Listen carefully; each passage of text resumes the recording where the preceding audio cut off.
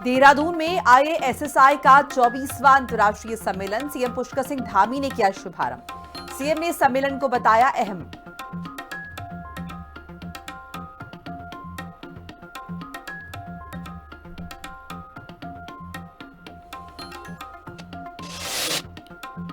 CM Dhami करेंगे जिलों में रात्रि प्रवास, जनता की समस्याएं सुनेंगे मुख्यमंत्री, सरकार के कामों पर लेंगे फीडबैक।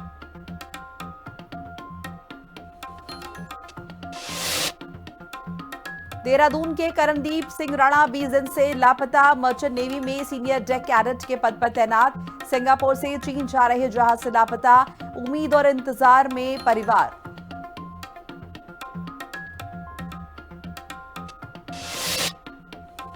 आज बंद हुए हेमकुंड साहिब के कपाट। इस सीजन हेमकुंड पहुंचे रिकॉर्ड श्रद्धालु, 2,70,000 से ज्यादा श्रद्धालु पहुंचे।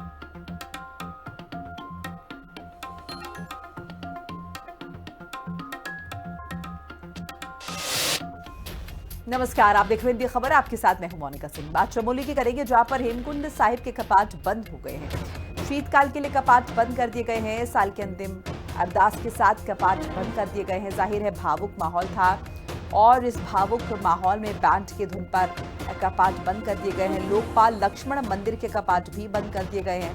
तस्वीरें भी आपके साथ हम साझा कर रहे हैं। सीएम धामी का स्पेशल मीडिया पर पोस्ट आया है, वाहिगुरु की कृपा सभी पर बनी रहे। तो तयशुदा वक्त के साथ कपाट जो हैं वो बंद कर दिए गए हैं। हेमकुंड साहिब के शीतकाल के लिए कपाट बंद कर दिए गए और उससे पहले जो प्रक्रिया होती है, जिस तरीके से भजन कीर्तन होते हैं और पूरा सारा जो कार्यक्रम है वो हुआ है और बड़ी तादाद में श्रद्धालुओं ने इसमें भी हिस्सा लिया है और उसके बाद ये कपाट जो है वो शीतकाल के लिए बंद कर दिए गए हैं। मुख्यमंत्री पुष्कर सिंह धामी ने दून विश्वविद्यालय में आईएएसएसआई के 24वें वार्षिक सम्मेलन का उद्घाटन किया। ये 3 दिन का सम्मेलन देश के बड़े सामाजिक वैज्ञानिकों और शोधकर्ताओं को एक साथ लाता है। इस सम्मेलन में सतत विकास, जलवायु परिवर्तन और लोगों की आजीविका सुरक्षा जैसे महत्वपूर्ण मुद्दों पर चर्चा की जाएगी। सीएम धामी ने कहा कि इस तरह के सम्मेलन में जो सुझाव मिलते हैं, सरकार उन्हें जल्द लागू करती है।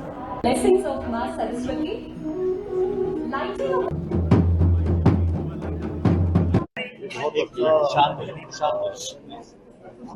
सम्मेलन है, बहुत अच्छा 24वां वार्षिक सम्मेलन हो रहा है और इसमें देश दुनिया के बहुत सारे विशेषज्ञ अनेक विषय, क्लाइमेट चेंज जैसे विषय, हमारे आर्थिक विषय, अनेक प्रकार की जो चिंताएं हैं, चुनौतियां हैं देश और दुनिया के सामने। और हम लोग इस वर्ष अभी जो एक भयंकर आपदा से जूझे हैं, ऐसे सभी विषयों को हमारे सभी अनुभवी लोग, शोध करने वाले वैज्ञानिक, प्रोफेसर, अनेक विश्वविद्यालय के कुलपति, विभिन्न संस्थानों में आए हुए सभी विशेषज्ञ यहाँ पर चिंतन करेंगे, मंथन करेंगे आपस में। ये Indian association of social science institution का 24वां वार्षिक सम्मेलन है, जिसे अंतर्राष्ट्रीय कॉन्फ्रेंस के रूप में दून विश्वविद्यालय के सहयोग के साथ चलाया जा रहा है। अभी आदरणीय मुख्यमंत्री जी ने इसका उद्घाटन किया। इसका समापन लेफ्टिनेंट जनरल गुरमीत सिंह जी, हमारे आदरणीय कुलाधिपति दून विश्वविद्यालय, करेंगे 12 तारीख को। और ये कॉन्फ्रेंस 3 इसकी सब थीम है, climate change and environmental issues, एक लाइवलीहुड और एक सस्टेनेबल अर्बन डेवलपमेंट। मुझे लगता है तीनों थीम उत्तराखंड को केंद्र में रखकर सोची गई हैं, जिसमें ऑलरेडी सरकार बहुत काम कर रही है, लेकिन कुछ ऐसे पॉलिसी इंटरवेंशन की ज़रूरत है जो विशेषज्ञ बताएं। जैसा आपने सुना कि उन्होंने कहा एग्रीकल्चर प्रोडक्शन बहुत बढ़ा, लेकिन जो प्रोडक्ट का ग्राफ है। देहरादून में सचिवालय में उपनल के माध्यम से सेवारत 3 कार्मिकों की दुर्घटना में मौत के बाद उनके आश्रितों को सहायता राशि के चेक दिए गए। सीएम पुष्कर सिंह धामी ने 50-50 लाख की सहायता राशि के चेक दिए। सीएम ने कहा कि सरकार का प्रयास है कि कठिन परिस्थितियों में मृतक कर्मियों के परिवार को हर संभव मदद जो है वो दी जा सके।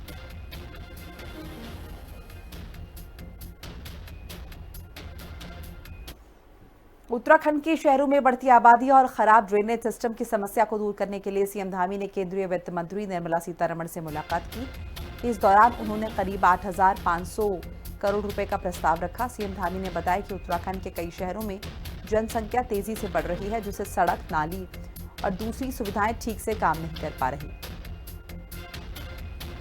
उत्तराखंड राज्य देश का सबसे अग्रणी राज्य विकास की दृष्टि से बने, हर क्षेत्र में उत्तराखंड राज्य देश का श्रेष्ठ राज्य बने, इसको लेकर के हमारे प्रदेश के यशस्वी युवा मुख्यमंत्री माननीय पुष्कर सिंह धामी जी 24 में से 18-20 घंटे लगातार रात दिन काम करते रहते हैं और केंद्र के सहयोग के लिए भी वो लगातार प्रयास करते रहते हैं। और आदरणीय प्रधानमंत्री जी का जिस तरह से उत्तराखंड राज्य को आशीर्वाद मिलता है, यहाँ के निवासियों का आशीर्वाद मिलता है, उसका भी हर उत्तराखंड का निवासी अच्छी तरह से जानता है कि किस तरह से उत्तराखंड राज्य को उनका आशीर्वाद मिलता रहा है।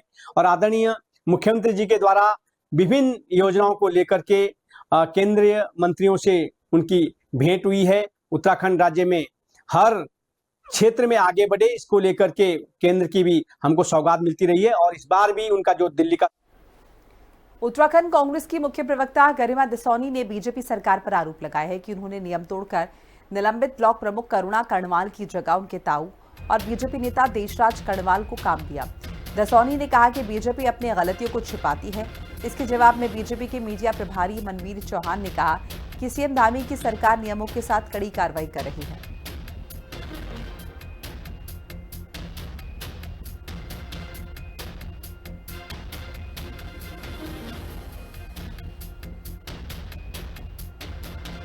बात करें भगवानपुर ब्लॉक की, उसको लेकर के जो मामला सामने आया है उस पर तत्काल प्रभाव से कार्रवाई की गई है। और ये भी भारतीय जनता पार्टी के ही सरकार में संभव है, चाहे कोई भी हो, चाहे बड़ा हो छोटा हो, किसी भी दल का हो, बिना किसी भेदभाव के अगर कार्रवाई करने का काम कोई करता है तो मुख्यमंत्री धामी जी की सरकार करती है। लेकिन कांग्रेस पार्टी मुद्दा विहीन हो गई है, उनके पास किसी प्रकार के कोई मुद्दे नहीं हैं और वो बौखलाहट में है।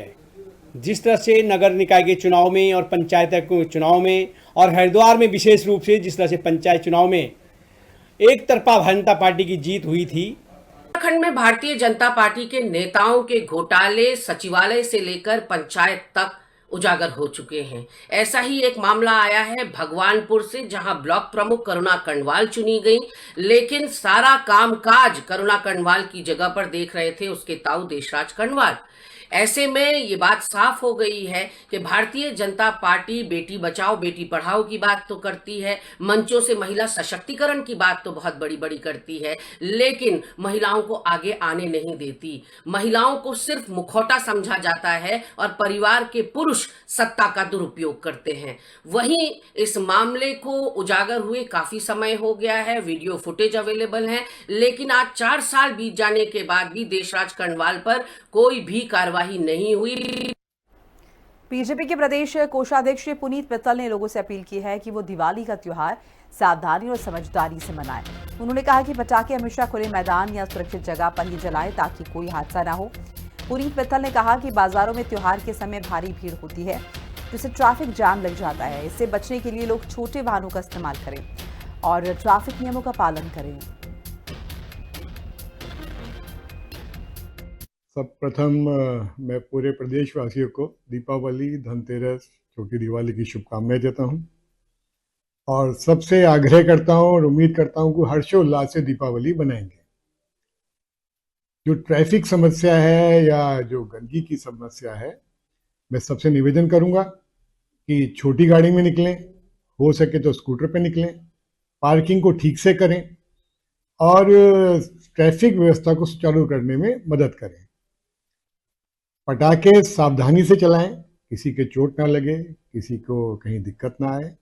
पानी की बाल्टी साथ रखें, कहीं दिक्कत ना आए इस वजह से, और हर्षोल्लास से सब जने दीपावली मनाएं।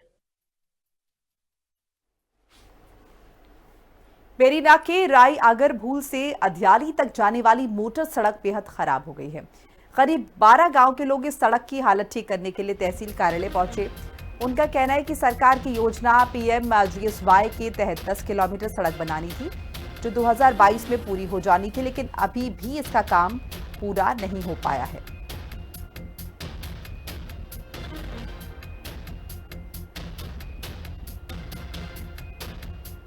जो एक लोगों के बहुत बड़े आंदोलन द्वारा सड़क बनी थी, लेकिन इसमें जो बिल्कुल एजेंसी जो इसमें काम कर रही है, इसका जो द्वितीय चरण का काम, स्टेज 2 का काम जून 2022 में काम मतलब काम खत्म हो जाना था, लेकिन अभी बहुत समय इतना 3 साल बीत जाने के बाद भी अभी सड़क में नहीं काम चल रहा है और नहीं काम अभी पूर्ण होने की स्थिति में है। इसलिए आज हमने एसडीएम साहब को ज्ञापन दिया। हम अपने भूलके दिल्ली मोटर मार्ग रायगढ़ से भूलके दिल्ली मोटर मार्ग के बारे में आज यहाँ पर एसडीएम महोदय को ज्ञापन सौंपने आए थे। ज्ञापन सौंपने का मुख्य कारण ये था हमारा कि हमारी जो रोड बन रही है, न उस रोड में काम चल रहा है और न ही कहीं पर कोई काम संतुष्ट न रहे। आए दिन उस रोड में कहीं ना कहीं कोई दिक्कत रहती है, आने जाने वाले राहगीरों को भी परेशानी रहती है, घर पहुँचने का उनको भरोसा नहीं रहता है। इस टाइप की स्थिति हमारे रोड की है। मसूरी में ऑपरेशन लगाम के तहत पुलिस की सख्त कार्रवाई का विरोध शुरू हो गया है। बीजेपी व्यापारियों और सामाजिक संगठनों के प्रतिनिधि मंडल ने मसूरी कोतवाली में विरोध दर्ज कराया है। प्रतिनिधि मंडल ने पुलिसकर्मियों की कथित अभद्रता, अवैध वसूली और मनमाने चालान की कार्रवाई की शिकायत दर्ज कराई है, जिस पर मसूरी कोतवाल ने कहा कि अगर किसी पुलिसकर्मी ने बेवजह किसी को परेशान किया है या अवैध वसूली की है तो उसके खिलाफ कड़ी कार्रवाई होगी। लोगों के ही बच्चे परिवार के, ऐसा तो है नहीं कि पुलिस बैठ के ट्रैफिक को लेकर कुछ सुझाव आए थे व्यापारियों की तरफ से और कुछ शिकायतें भी हैं, तो मैंने कहा शिकायतों का निस्तारण करने के लिए जो भी हमारे स्तर से प्रयास होगा हम करेंगे और सुझाव आमंत्रित किए हैं जनता से। अन्य जो भी पदाधिकारी हैं, चाहे व्यापार मंडल के हों या होटल एसोसिएशन के हैं, तो उनके जो भी बेहतर सुझाव होंगे उनमें अमल करने का प्रयास करेंगे। और चूँकि त्योहारी सीज़न भी आ रहा है, तो जो भी फोर्स हमारे पास अवेलेबल है उसका अधिक से अधिक उपयोग करके सुचारू व्यवस्था बनाने में जो भी सहयोग पुलिस की तरफ से होगा, जन सहयोग से वो हम सब कार्रवाई संपन्न करेंगे। जी, मैंने सभी कर्मचारियों की मीटिंग ली थी और मैंने कहा था कि पर्यटक स्थल में हम ड्यूटी कर रहे हैं, तो हमारा व्यवहार इस तरह से होना चाहिए कि जो उत्तराखंड पुलिस की छवि है वो पूरे देश प्रदेश में जाए तो बेहतर जाए, लगे कि वहाँ जो पुलिस कार्य कर रही है, देहरादून पुलिस, उत्तराखंड पुलिस, तो इसका जो पॉजिटिव इम्पैक्ट है वो पब्लिक पे जाए। हाल ही में कुछ हमारे युवक साथियों के साथ और जो कुछ हमारे मसूरी के नागरिक हैं उनके साथ उनका उत्पीड़न किया जा रहा है, उनका शोषण किया जा रहा है, उनको परेशान किया जा रहा है। मामला खासकर 2 व्हीलर बाइक्स का है, 2 व्हीलर स्कूटीज़ का है। इसमें देखा गया है कि एक हेलमेट ना होने पर भी गाड़ी को सीज कर दिया गया, 3500 रुपये का चालान कर दिया गया।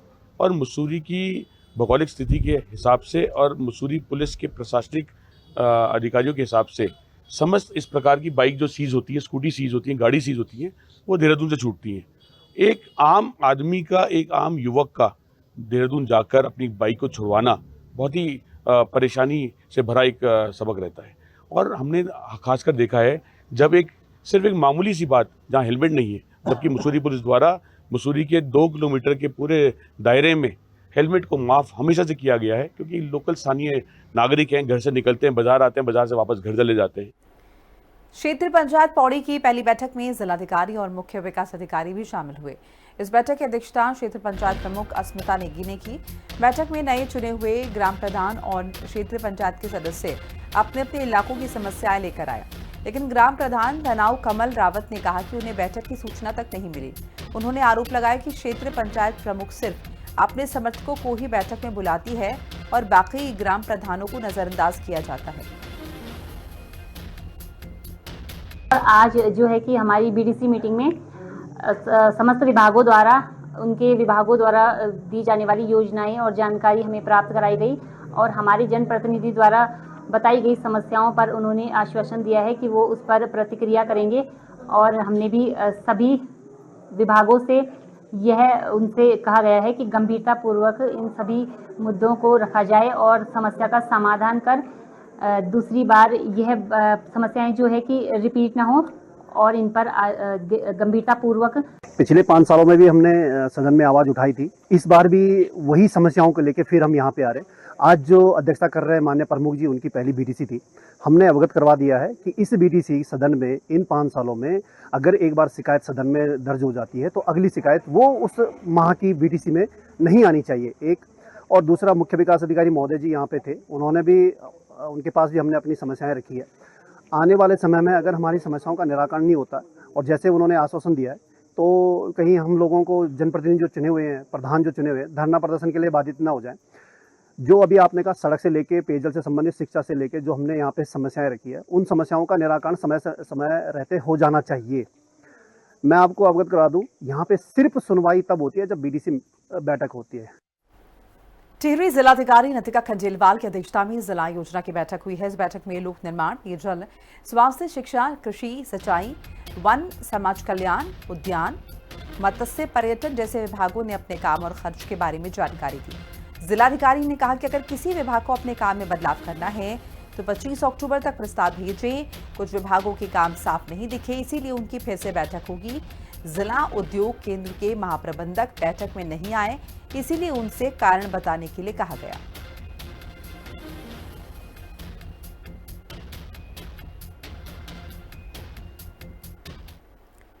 टिहरी जिलाधिकारी नतिका खंडेलवाल ने बादशाही थौल और रानी चोरी इलाकों का निरीक्षण किया।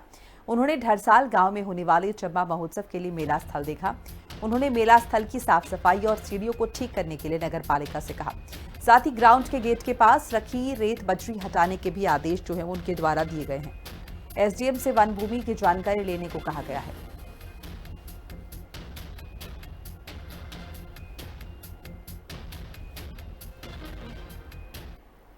हरिद्वार के जिलाधिकारी मयूर दीक्षित ने विकासखंड बहादुराबाद का अचानक निरीक्षण किया। उन्होंने वहां चल रहे कामों की जांच की और कहा कि काम अच्छे और साफ तरीके से होना चाहिए। अगर कोई गलती हुई तो कड़ी कार्रवाई होगी। उन्होंने अधिकारियों को काम में तेजी लाने के लिए ई-ऑफिस सिस्टम इस्तेमाल करने के आदेश दिए। साथ ही शिकायतों को जल्द हल करने और रिकॉर्ड सही रखने को भी कहा। औचक निरीक्षण किया था। बहादुराबाद ब्लॉक में जितने भी विभाग वहाँ बैठते हैं, वहाँ पे बीडीओ ऑफिस, वेटनरी डिपार्टमेंट का जो हॉस्पिटल है, उद्यान विभाग, अन्य जितने भी वहाँ पे कार्यालय हैं, सभी का निरीक्षण किया गया। और उसमें मुख्यतः जितनी भी हमारे योजनाएं चल रही हैं ब्लॉक के माध्यम से, उसकी गहनता से कई पत्रावलियों का भी निरीक्षण किया गया। कुछ पत्रावलियों में जो कमियाँ मिली हैं उसके बारे में बीडीओ को और वहाँ पे जो अकाउंटेंट हैं उन सभी के बारे में उनको डायरेक्शंस दिए गए हैं।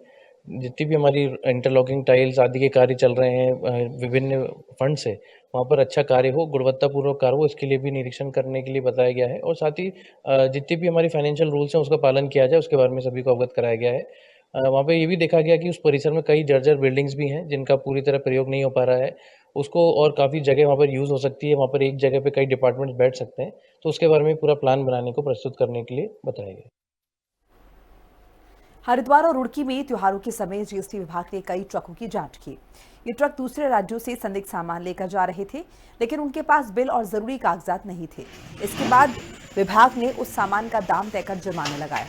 जीएसटी विभाग के अधिकारी बताते हैं कि त्योहारों के दौरान टैक्स चोरी के मामले बढ़ जाते हैं, इसीलिए वो ऐसी संदिग्ध गाड़ियों पर नजर रखकर कार्रवाई कर रहे हैं। अभी 10 गाड़ी पकड़ी गई है जो विभिन्न ट्रांसपोर्टर है, जो रुड़की और हरिद्वार से माल का परिवहन हरिद्वार के लिए कर रहे हैं। तो इसकी जांच की जा रही है और जांच में अगर कोई प्रतिकूल तथ्य पाए जाएंगे तो उसमें नियम अनुसार कार्रवाई की जाएगी। और आगे भी त्योहारी सीजन को मद्देनजर टाइम टू टाइम पे हम लोग इसी तरह सघन अभियान SIB और मोबाइल स्क्वाड के द्वारा। रानीबाग में कुमाऊं कमिश्नर दीपक रावत ने NCC 79 बटालियन के ट्रेनिंग कैंप का निरीक्षण किया। इस कैंप में उत्तराखंड, हिमाचल, पंजाब, जम्मू कश्मीर, चंडीगढ़ से आए युवा कैडेट्स ट्रेनिंग ले रहे हैं। कमिश्नर रावत को कैडेट्स ने गार्ड ऑफ ऑनर दिया। उन्होंने युवाओं से बात की और उन्हें अनुशासन, नेतृत्व और देश सेवा के लिए प्रेरित किया।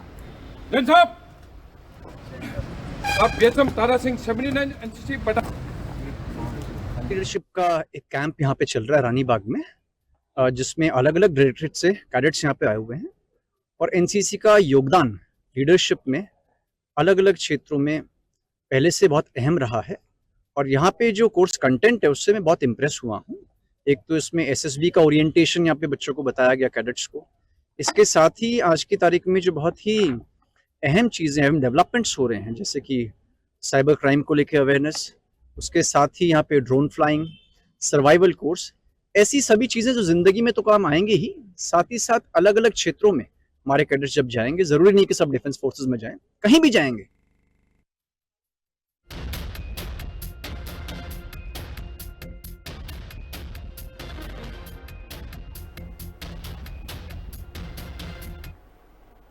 ननौल्टी के धतियूर में विश्व मानसिक स्वास्थ्य दिवस पर जागरूकता कार्यक्रम हुआ। इस कार्यक्रम का आयोजन संवेदना प्रोजेक्ट और लिमडोर कम्युनिटी हॉस्पिटल ने मिलकर किया है। सभी मेहमानों का माला पहनाकर शॉल भेंट करके सम्मान किया गया। राजकुमार ने बताया कि मानसिक स्वास्थ्य से जुड़ी सेवाएं और ग्रामीण इलाकों में स्वास्थ्य संबंधी प्रयास किए जा रहे हैं। उन्होंने कहा कि आज मानसिक स्वास्थ्य बहुत जरूरी है और इसके बारे में लोगों को जागरूक करना चाहिए।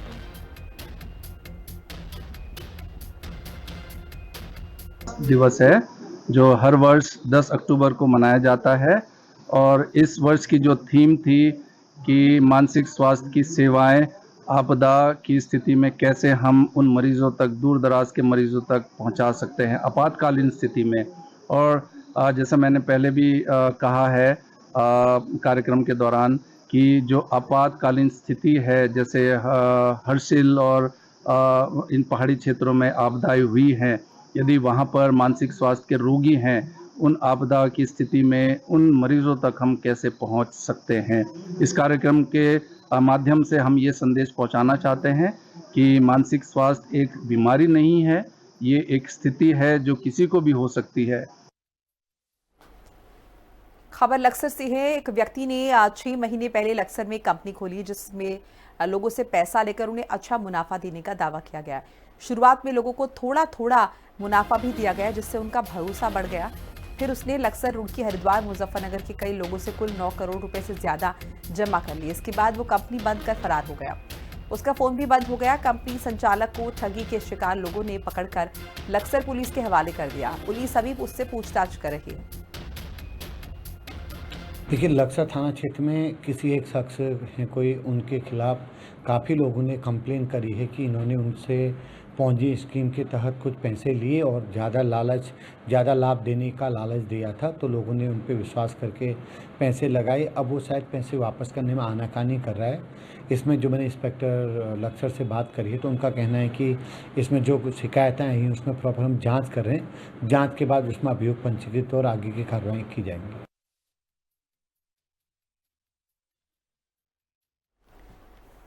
गादरपुर में तैनात एनडीआरएफ की 15वीं बटालियन ने अपना 6वां स्थापना दिवस साधारण तरीके से मनाया। इस मौके पर बटालियन के कमांडेंट सुरेश कुमार तिराल ने बताया कि एक जवान की बीमारी से मौत हो गई और एक जवान रेस्क्यू कार्य के दौरान शहीद हुआ। इसी कारण इस बार कार्यक्रम सादगी से किया गया है। कार्यक्रम की शुरुआत शहीद जवानों को श्रद्धांजलि देकर की गई। कमांडेंट ने बताया कि बटालियन पिछले 5 सालों से उत्तराखंड में काम कर रही है। मैं इन लोगों का भी बहुत आभार व्यक्त करना चाहता हूँ। इन्होंने कभी कोई कसर नहीं। पिछले 6 साल से 15वीं वाहिनी एनडीआरएफ जो है उत्तराखंड राज्य को अपनी सेवाएं दे रही है, चाहे वो किसी प्रकार की परिस्थितियां आए। और इस साल तो आपने देखा बहुत ज़्यादा भयावह स्थिति रही है, बट हमारे जवान दिन रात 24 घंटे डटे हुए हैं और जनमानस की मदद कर रहे हैं। सर, कुछ जवानों अधिकारियों को मेडल भी दिए गए हैं। ये आपने जैसा देखा पिछले वर्ष के दौरान जिन अधिकारियों ने, जवानों ने ऑपरेशंस के दौरान या ट्रेनिंग एक्टिविटीज़ के दौरान अच्छा प्रदर्शन किया है, अलग हटके, लीग से हटके उच्च कोटि का स्टैंडर्ड जो उन्होंने अख्तियार किया है, तो एनडीआरएफ में ये परंपरा है कि उन लोगों को जो है सम्मानित किया जाता है। तो इसलिए उन अधिकारियों को, जवानों को उस अवसर पर जो है हाजिर। प्रसिद्ध उद्योगपति और रिलायंस इंडस्ट्रीज अध्यक्ष मुकेश अंबानी बद्रीनाथ धाम पहुंचे, जहां उन्होंने भगवान बद्री विशाल के दर्शन किए। इसके बाद मुकेश अंबानी बाबा केदारनाथ के दर्शन के लिए केदारनाथ धाम पहुंचे। उन्होंने बद्रीनाथ धाम और केदारनाथ धाम के लिए 10 करोड़ रुपए भी दान किए।